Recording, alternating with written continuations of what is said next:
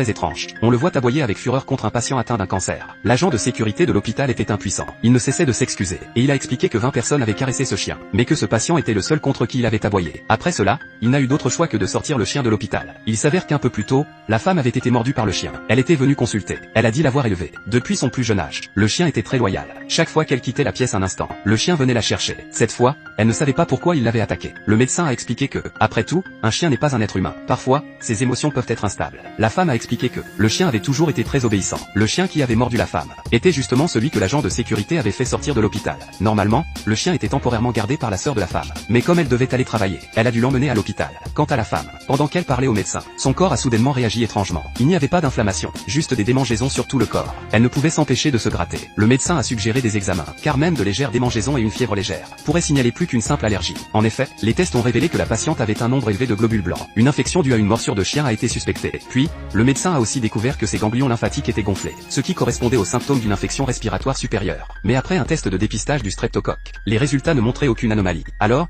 qu'est-ce qui n'allait pas avec cette femme? Alors que tous deux étaient perplexes, ils ont revu la scène du début. Easy, I'm sorry, I am so sorry. Le médecin a soudainement compris.